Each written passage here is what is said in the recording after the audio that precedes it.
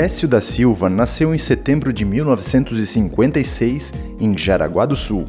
É bacharel em Engenharia Mecânica pela UFSC e Administração de Empresas pela FURJ. Foi alçado ao cargo de diretor e presidente executivo da WEG em 1989. Em 2008, assume como presidente do Conselho de Administração da empresa. Nesse período, a empresa atingiu mercados em todos os continentes e se tornou uma das maiores empresas do Brasil, segundo a Forbes. Hoje, temos a honra de receber Décio da Silva como convidado especial para compartilhar sua trajetória e visão sobre crescimento global da WEG e o futuro da indústria.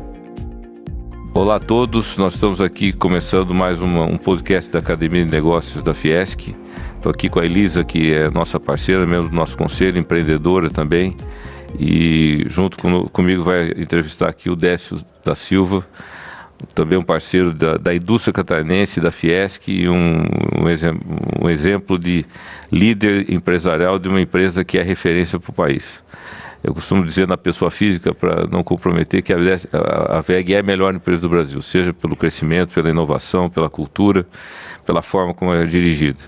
E uma das questões básicas dessa característica é o crescimento, né, Décio? Então você até tem falado muito disso nos últimos tempos como uma das bases da gestão e da cultura da WEG. A gente queria que você começasse contando um pouco essa história. A missão é crescer continuadamente, de maneira sustentável, mantendo a simplicidade. Essa frase, nós que está na missão da companhia, nós trabalhamos fortemente para ela que esteja viva na cabeça dos 40 mil colaboradores que a WEG tem. Por que o crescimento é tão importante e está explicitado na missão? A primeira razão é por questões financeiras. Porque se você tem um crescimento, cresce a receita, normalmente te permite a fazer investimentos para eficiência operacional, modernizando o seu parque fabril. Se você cresce e tem mais receita, você te permite a fazer investimento em desenvolvimento de tecnologia. Depois nós fomos para o mercado internacional, para esse crescimento ter o crescimento do mundo todo, porque em cada momento algum dos continentes está em melhor posição ou está numa posição mais estagnada. Então nós diminuímos o risco e aproveitamos os mercados mais dinâmicos que tem no planeta, né? Então nós fizemos o processo de internacionalização muito grande. E o terceiro aspecto, que é mais importante que os financeiros, que você consegue fazer investimentos, que você consegue diluir as despesas operacionais. Só para ter uma ideia, quando eu assumi a presidência em 1989, até a presente data, o percentual da despesa de venda, da despesa administrativa, percentualmente é a metade do que foi em 1989. Esse valor foi para resultado e que possibilitou a WEG fazer investimentos, quer seja na modernização dos parques fabril, quer seja nas tecnologias e em toda a eficiência operacional da companhia. Mas o mais importante, quem sabe, é o da motivação. Uma empresa que cresce gera oportunidade para toda sua equipe de colaboradores. Se ela gera oportunidades, as pessoas aumentam a motivação e o comprometimento com a companhia. Se gera comprometimento com a companhia, o que acontece? Nós entramos num círculo virtuoso de cada vez ter melhor performance, as pessoas mais motivadas e pessoas com mais oportunidades, né? Se por outro lado vê uma empresa que fica estagnada por muito tempo, o que a sua equipe de colaboradores pode enxergar de oportunidade? Muitas vezes eu falo, né, por uma empresa que não cresce, alguém que está numa posição abaixo de um líder que está lá, ele tem que esperar o líder se aposentar ou ser demitido da companhia. E agora, se é uma companhia que cresce continuadamente, você pode ser mandado para um novo desafio, num outro país, numa outra unidade de negócio aqui no nosso próprio país, num outro projeto. E a motivação das pessoas é a coisa mais importante que tem numa organização. E a outra, além da motivação, é o aspecto de efetivamente ter uma visão, muitas vezes, mais completa, mais até holística da companhia, né? Alguém que tem oportunidades de hoje estar na área de vendas do Brasil. Amanhã ele foi transferido para ter uma liderança na empresa da Alemanha, e passa o seguinte, depois ele foi transferido para ser o presidente da empresa na Colômbia. Qualquer coisa gera uma bagagem de conhecimentos muito grande, além da motivação. O desafio das empresas cada vez mais é de fazer que todos se sintam sócios da companhia.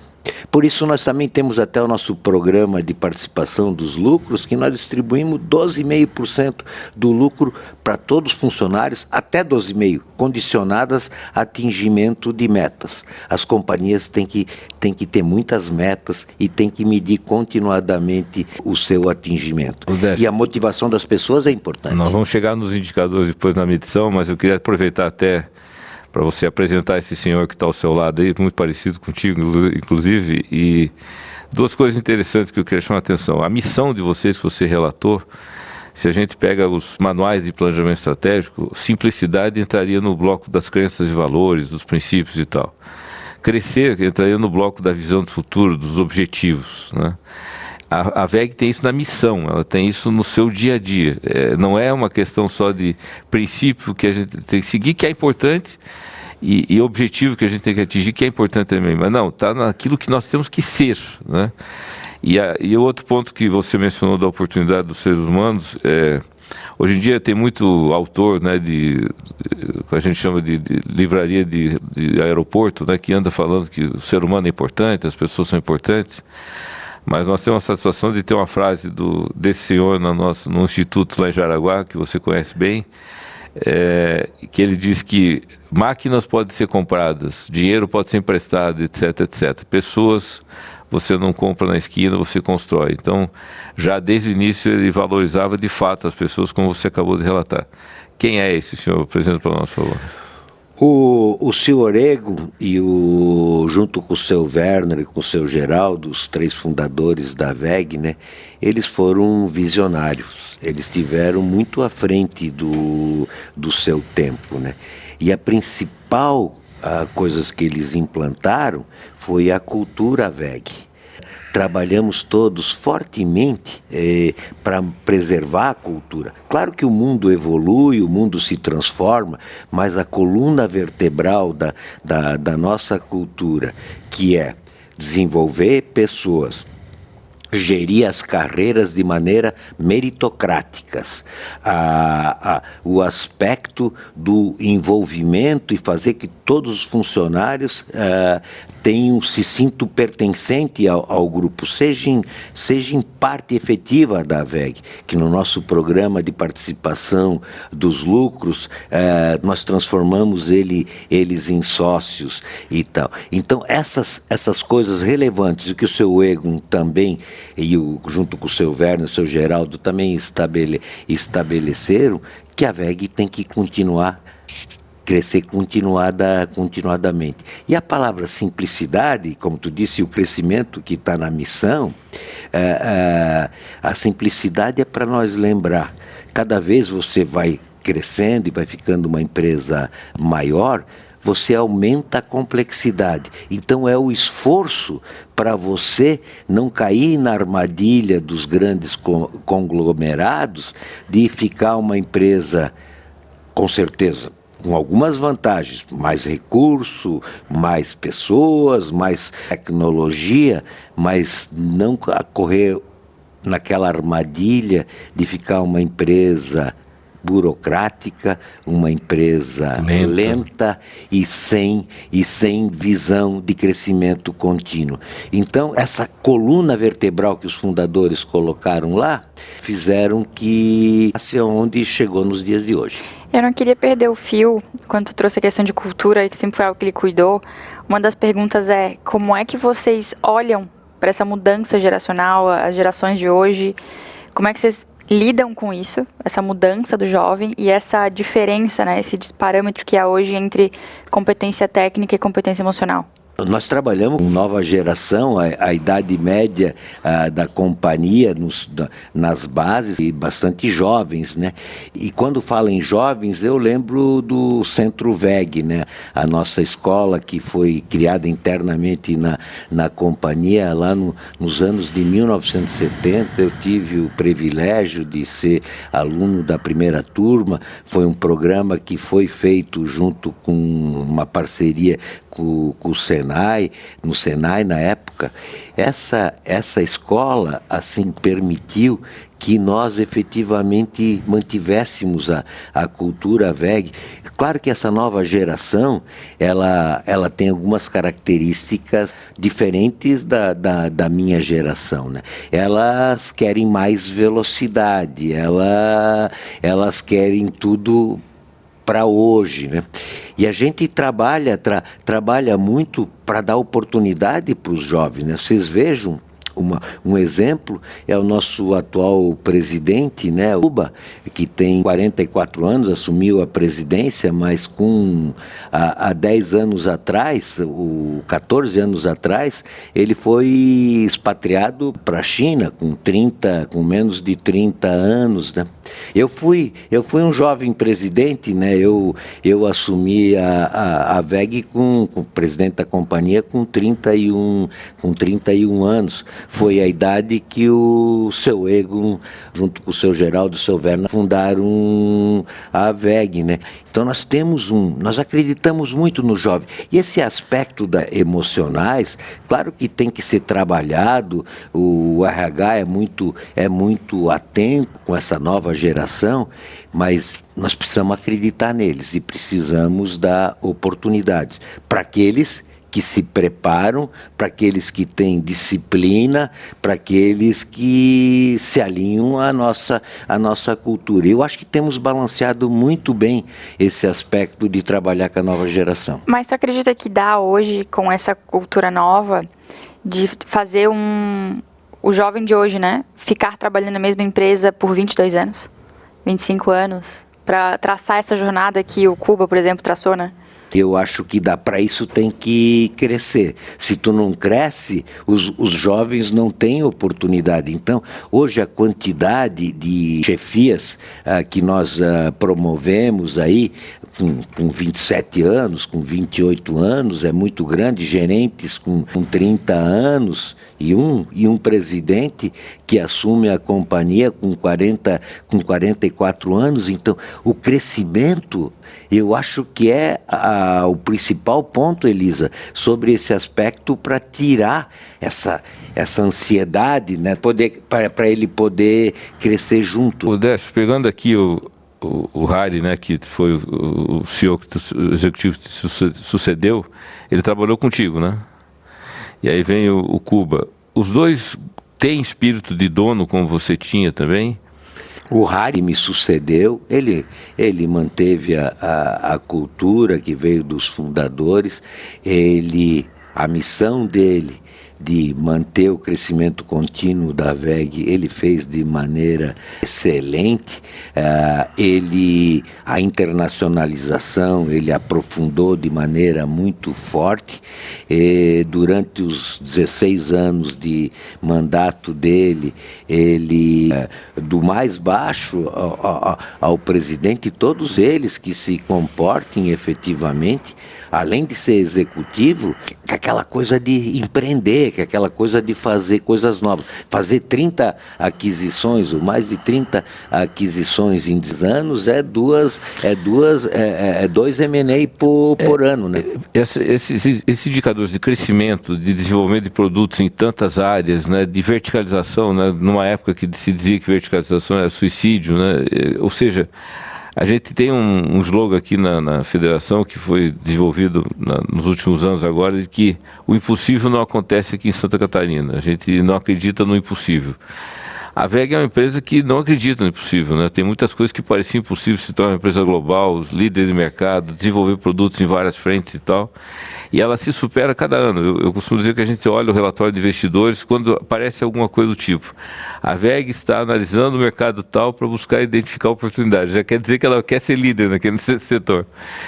Isso motiva também a equipe, né? Claro, eu acho que nós tivemos sempre um planejamento estratégico que é muito relevante para ver as direções, para onde vai, quer seja as direções de mercado que nós vamos assumir, quer seja de produtos que nós temos que desenvolver para atender a expectativa de clientes desses mercados, né? Mas nos dias que nós estamos vivendo hoje, sim, as direções, parece que com o sistema, com a internet, com o sistema de informação totalmente disponível para todo mundo, fica muito claro para todos assim, quais as direções melhores que deviam ser adotadas. Cada vez mais eu acho que o grande diferencial entre as empresas vencedoras e as empresas que não são vencedoras é na sua execução. A execução fala em olhar muitos indicadores operacionais para ver, porque tudo tem que ser medido. Se você não mede as coisas, tu não sabe aonde você tem que atuar. Então a execução precisa muito foco e precisa aquilo que o Fiat tem falado, precisa ter o sentimento de dono. O dono não quer desperdiçar recursos, o dono quer maximizar os resultados. É ousado, né? O dono é ousado, ousadia com segurança, porque os riscos têm que ser controlados, né? As nossas primeiras aquisições, nós fizemos aquisições pequenas, que nós poderíamos absorver, e sempre uma aquisição dessa, você corre o risco. Agora, mais recentemente, fizemos uma aquisição relevante, quando compramos o grupo Marathon, aí, com 10 fábricas nos 4 continentes aí, um investimento de 400 milhões de dólares, porque agora nós estávamos preparados para uma aquisição desse porte. No outro, nosso processo de internacionalização foi passo a passo, fazendo em etapas, né? Primeira fase exportação, depois empresas comerciais para atender os clientes e, por fim, as fábricas e produzir localmente, né? Interessante, né, Elisa? Nós temos aqui na academia o desafio de trabalhar com gestão, e o Décio mostra que uma empresa extremamente vencedora, ela acredita na gestão simples, né? Planejar de maneira simples, porque as informações estão no mercado, executar com toda dedicação, medir os resultados, melhorar continuamente. É evidente que tem que trabalhar com liderança, que tem que trabalhar com gestão de equipe, que tem que trabalhar com inteligência artificial hoje em dia e assim por diante. Mas assim, eu acho que é um ponto-chave que se coloca, Décio, a empresa, a WEG é uma empresa extremamente complexa, se a gente analisar. Ela é complexa, mas vocês aprenderam a tornar o complexo simples. Tem um risco também, às vezes, a gente tornar o complexo complicado ou tornar o simples simplório, né? Quem fica simplório vai ser derrotado, quem fica complicado vai perder eficiência e em algum momento vai ser derrotado. Vocês conseguem fazer o complexo simples. Exatamente, isso é muito importante, né, Fiat? Não pode confundir simplicidade com simploriedade, né? Com coisas simplórias, né? Negligência. A mensagem do simples é efetivamente você tornar um assunto complexo como a internacionalização. Nós dividimos em 3 etapas. A primeira etapa, efetivamente, só de arrumar representantes, distribuidores internacionais em vários mercados. É a maneira mais simples de acessar o mercado internacional e a maneira mais recomendável na primeira etapa. Na segunda etapa, você vai para gerenciar o mercado, daí, porque o representante, o distribuidor, quem vende acha que é dono do mercado, não é quem fabrica. E na segunda etapa, nós abrimos as nossas empresas de comerciais, que tinham gente para o pré, para o pós-venda. Pós-venda é muito importante para a satisfação do cliente. A gente mede o foco da empresa, é quando acontece algum problema, que todos nós estamos com o cliente, e a velocidade e a maneira como você resolve esse problema causado internamente, né? E depois, só na terceira fase, quando nós já estávamos com isso um pouco consolidado, nós fomos para colocar as fábricas. Tem uma outra, aproveitando esse gancho, agora pela manhã tu trouxe que no primeiro ano da tua gestão, foi o primeiro ano que tu teve o prazer de entregar um ano no prejuízo, que tu comentou. Olhando lá para trás com a tua experiência, o que tu mudaria, o que tu faria diferente com a experiência de hoje? Na verdade, né, eu fui privilegiado, né, eu fui indicado a presidente em 1989, foi uma das grandes crises que o Brasil enfrentou, né? Eu assumi a empresa, primeiro ano nós tivemos uma greve, já na WEG teve, na sua história, teve duas greves. Começou com uma greve porque nós estávamos com uma ociosidade muito grande. Todo mundo fala que os funcionários são o principal ativo da companhia, né? É o foco de todo mundo. Nós ficamos com... Semelhante com o que ocorreu agora com o Covid, né? Semelhante com o que ocorreu com o Covid, nós não demitimos as pessoas, tentamos nos ajustar, mas mesmo assim, para manter todo esse quadro e num cenário de vendas mergulhando, tivemos um prejuízo. Eu não mudaria nada do que nós fizemos lá, até porque se eu mudaria, eu estava mudando a cultura da empresa, que era valorizar as pessoas. Nós tínhamos que achar formas de fazer. Mas do segundo ano para frente, a WEG apresentou rentabilidades cada vez mais crescentes e hoje é uma empresa fantástica. Inclusive, durante esses anos todos, vocês devem ter recebido muitas propostas de serem comprados, para serem comprados, como aconteceu com várias empresas de Santa Catarina do Brasil e do mundo. Pelo contrário, vocês ampliam novas frentes, né? Diversificam, verticalizam e também fazem aquisições. O futuro da WEG continua sendo na linha de comprar ou na linha de ser comprado?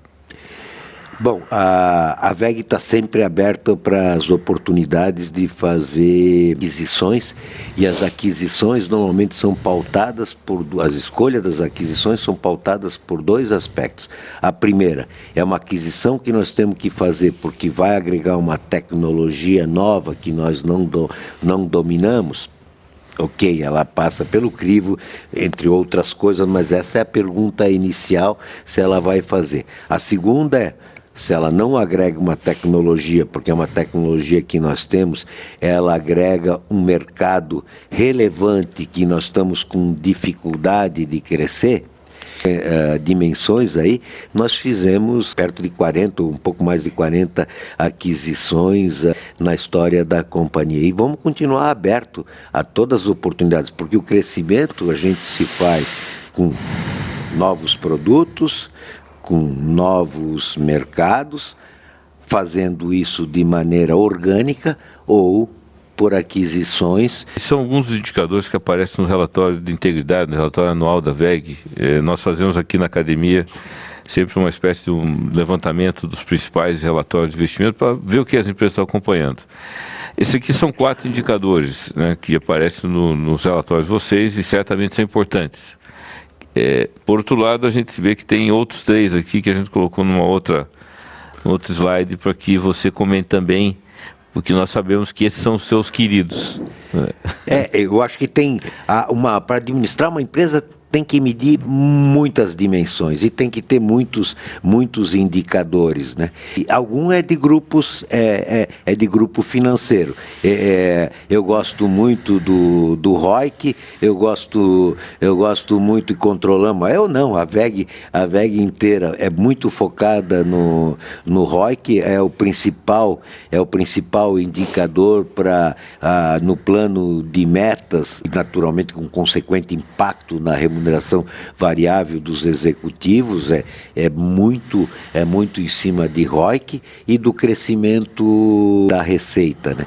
E uma outra coisa que nós estamos no Brasil, o Brasil sempre é um país com altas taxas de juro, a gente tem que estar com caixa saudável, né? A VEG em poucos momentos ela trabalha com endividamento líquido.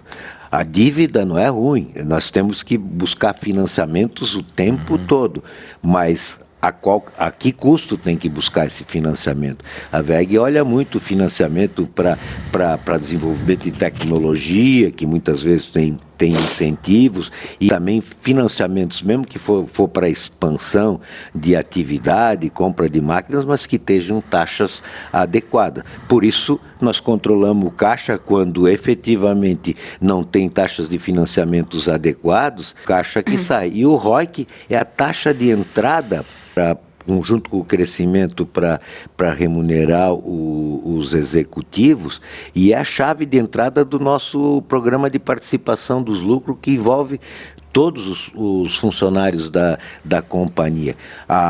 O programa só inicia se atinge um nível mínimo de ROIC. Se o nível de ROIC não atinge, zera todo o programa, porque o acionista é remunerado de maneira justa do seu investimento, do seu capital investido. Agora, passou a remuneração mínima, nós temos que dividir o bolo, né?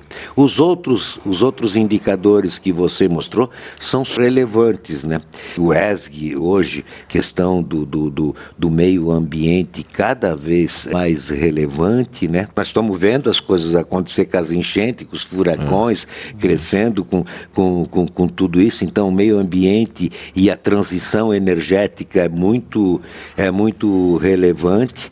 Aí tu botou os outros indicadores, satisfação de cliente, eficiência operacional, é super importante. Percentual de produtos inovadores, né?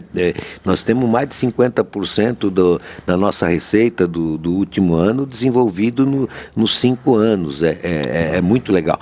E agora do ESG, né, nós não podemos desconsiderar as duas outras letrinhas, né? Tem o E do meio ambiente, mas tem o S do social. Nós temos que entender que nós não somos uma ilha, companhia, né? Ela tem que olhar quem está em torno, né? Então nós damos uma atenção muito grande nas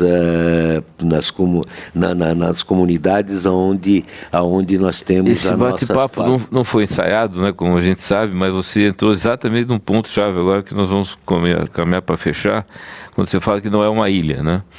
Aí nós temos 3 cidades que você conhece, a primeira da esquerda da igrejinha ali, em Jaraguá do Sul, que é a sede da VEG, a tua casa. No meio ali a praia de Pissarras, que você também curte bastante. E Urubici, que é uma nova fronteira do turismo catarinense e tal, né? E o que significa cada um desses lugares para você? Onde é que você se identifica mais? Quando você se identifica mais com que perfil da tua personalidade? Jaraguá, nós temos muito orgulho, né, da cidade quando está falando do ESG, né? O S é do social, né? Nós temos muito orgulho do que a VEG contribui para o crescimento e desenvolvimento para Jaraguá. Mas não é só a VEG, nós temos orgulho de todas as empresas industriais jaraguaenses, empresas comerciais, os empreendedores de Jaraguá.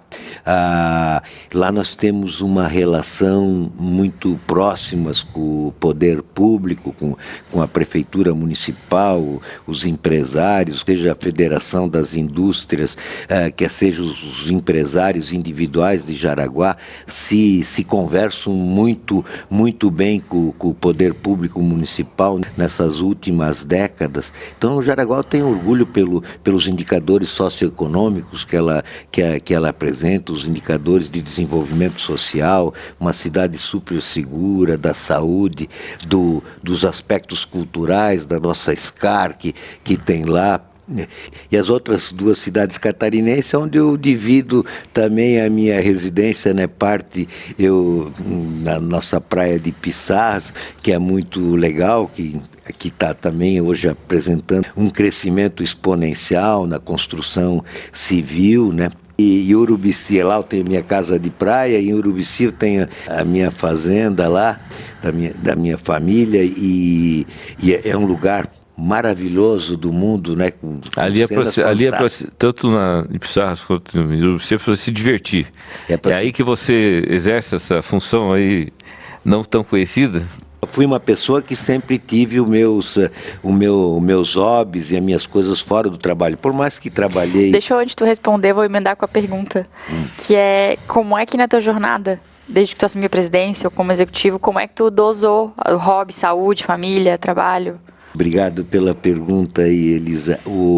Eu mesmo na fase de executivo, que tem que trabalhar muito, na fase de executivo tem que trabalhar muitas horas por dia, tem que se dedicar bastante. Eu sempre gostei de esporte, eu fui jogador de futebol por muitos anos, eu joguei passei até do tempo que devia jogar, daí me machucava demais já no final, daí eu tive que parar. Mas eu sempre gostei muito de viajar, comecei a despertar por viagens, primeiro por negócios, né? E aí eu comecei a ter uma relação muito forte com a natureza. Eu gosto de deserto, eu gosto de montanha, eu gosto de mar, eu gosto de rio. Dediquei, dentro do possível, para minha família, e dentro do possível significava que para grande parte das minhas viagens internacionais eu levava a Denise, a minha querida esposa, junto comigo, financiada por mim na pessoa física e não pela VEG. E lá também nas viagens internacionais também, tanto eu como a Denise, assim, descobrimos a importância da cultura, indo para a Europa, para os Estados Unidos ou para a Ásia, né? A importância da cultura, das artes, né? Quer seja da música, da pintura, do teatro, do desenvolvimento de um ser humano mais completo, né? Agora, nos últimos anos, aí, quando aposentei da executiva, né, que naturalmente ainda eu tenho bastante atividades, mas menos do que no meu período de presidência, né? Aí sempre gostei de música e fiz uma bandinha com meus amigos aí mais próximos. Então, eu ia dizer isso, que você, quando fala de cultura, de arte, de natureza, muda inclusive um pouco a tua expressão. Eu perguntei isso para a dona Denise e ela disse que é exatamente isso.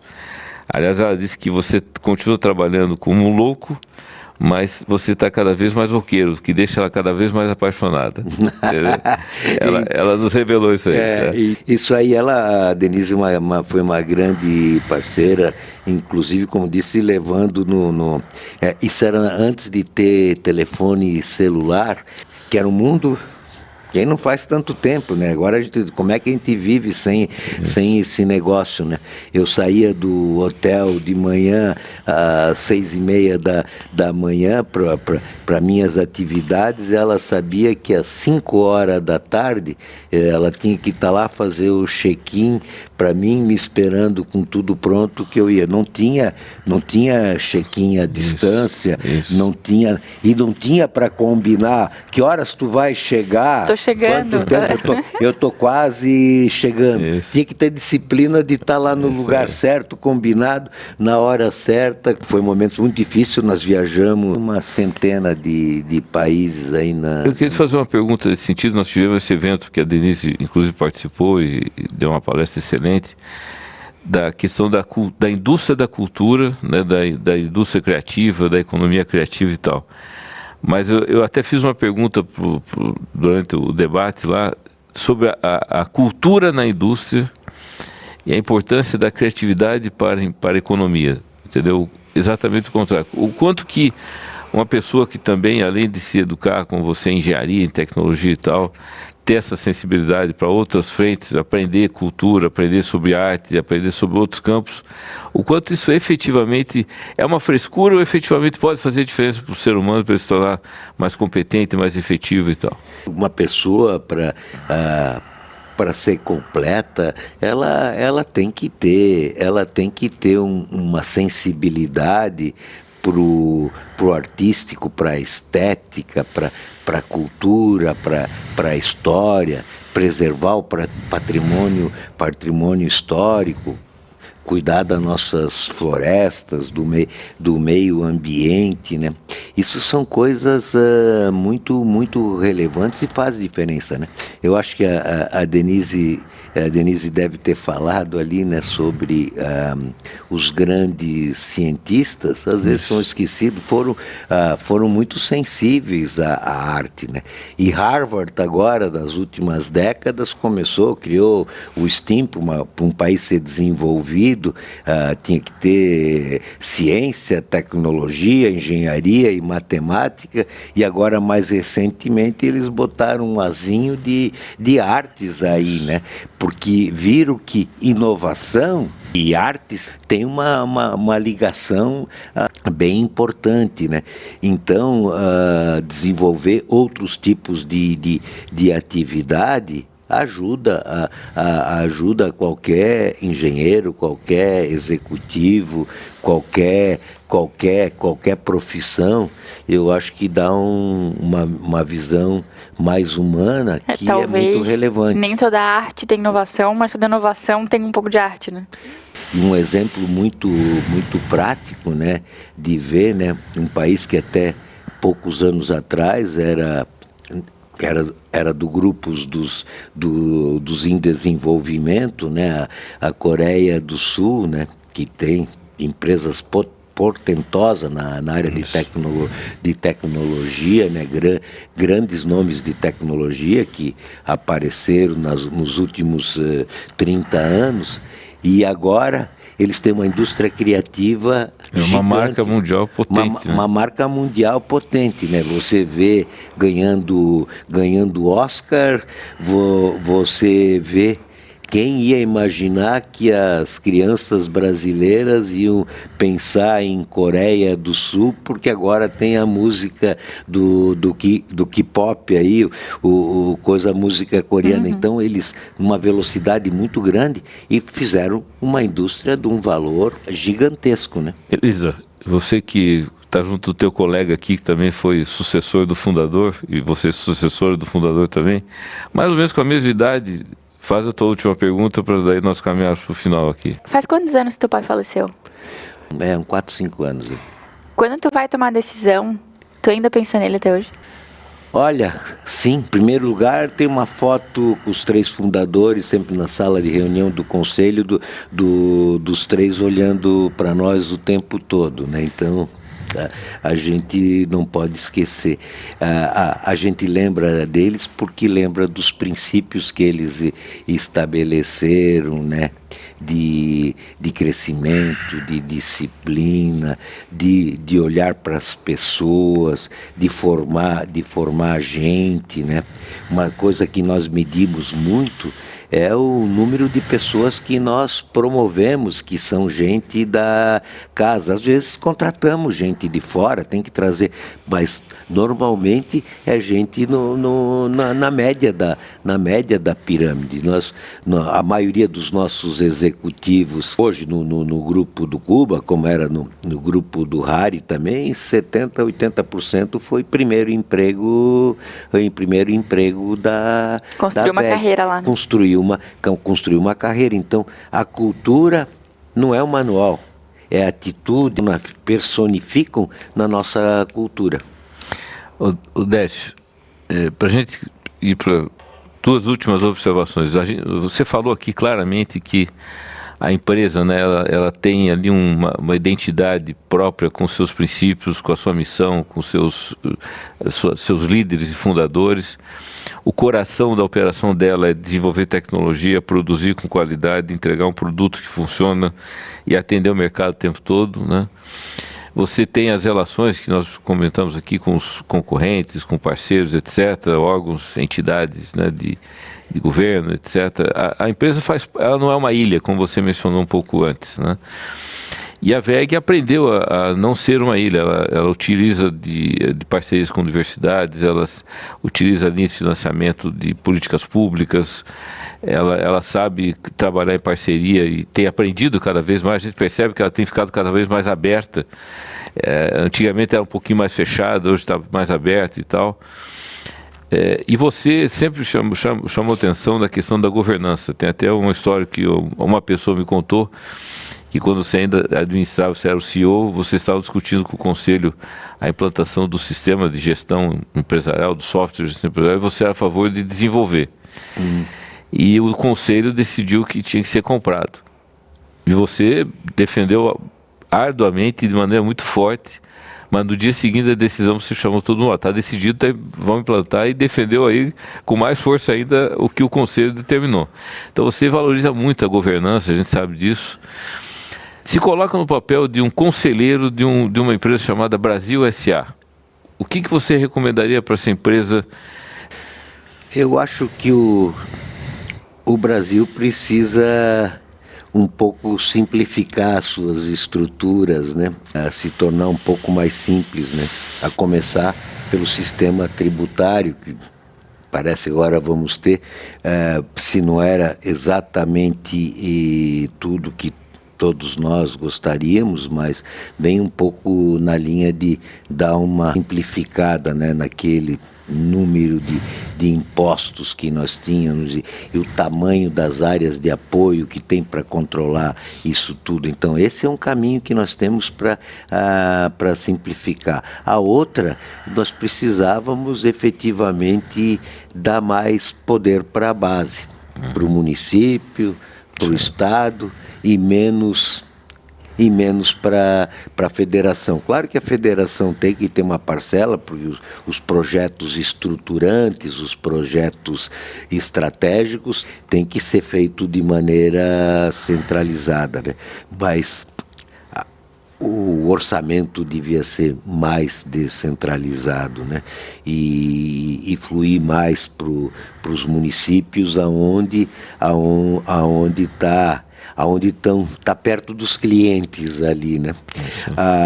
E a terceira coisa, eu acho que o Brasil, nós temos um fantástico agronegócio que é orgulho de todos nós e vai continuar assim, mas as nossas exportações ficam muito centralizadas no negócio do agro.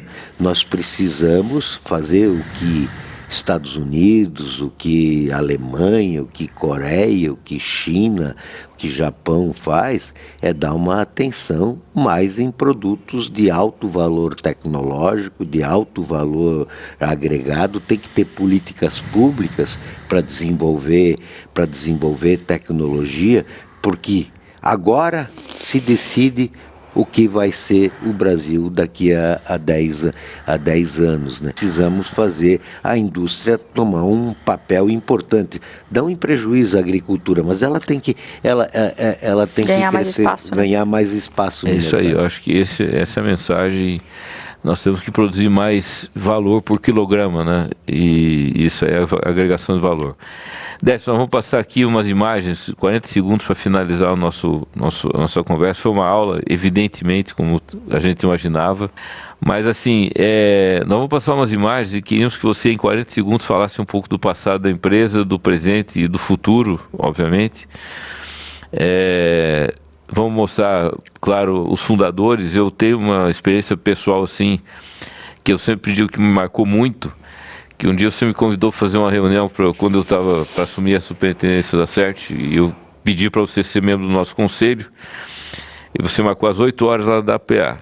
E aí eu saí cedo para não atrasar, né? E eu estava lá umas 20 para as 8, e às 15 para as 8 chegou o seu Rego com a enfermeira com um frasco, acho que de soro, alguma coisa assim, que já estava mais doente, e ele entrou na área geral, né? Não entrou numa sala especial, ele entrou lá com a turma geral e eu cumprimentei, naturalmente ele não me conhecia, e na sequência nós começamos a reunião, toca o telefone. Você foi atender? Sim, pai. Não, pai. É isso aí, pai. Aí desligou o telefone, continuou a reunião, deu mais uns 3, 4 minutos, toca o telefone de novo. Aí você foi lá, é isso, pai. Não, nós vamos fazer. Ok, e tal. Aí voltou. É tudo igual, então. É tudo igual. Como era a segunda chamada, você quis explicar. Disse, o pai é assim, todo dia ele vem aqui, ele vê tudo que aconteceu no dia anterior, olha todos os dados e quer saber. E o pior é o seguinte, você disse, a maior parte das vezes ele está certo. Fala um pouco disso aí e fecha para nós. Muito obrigado mesmo pelo teu tempo, viu?